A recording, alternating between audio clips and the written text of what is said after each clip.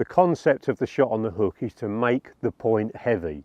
So whilst it will work on any bottom bait or wafter rig, I've obviously got my favourite, and that would be 5 to 6 inches of 20-pound boom, looped at either end. I'm using an anti-tangle sleeve on the lead end so that there is no pivot point, so it's throwing the hook link out in front of you.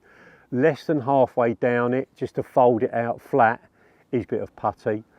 And then a spinner swivel at the other end with no ring on it to keep it nice and light. Remember, you want the eye of the hook to be light, which increases the weight on the point of the hook.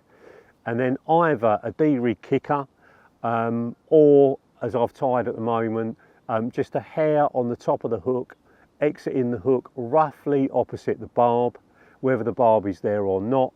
And then the shot on the hook goes on last, and it wants to sit on the bend of the hook, not round by where the barb is, because it gets in the way of the barb touching the flesh.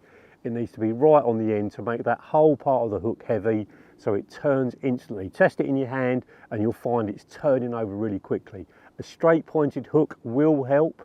So the Longshank X's in 6 or 4 are my two absolute favourites, but you could use a spinner hook, you could use a curve shank. I've used it on wide gapes as well and it's worked equally well.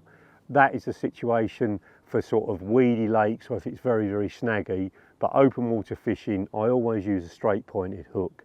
And that setup really is what I use for 90% of my bottom bait fishing at home or abroad.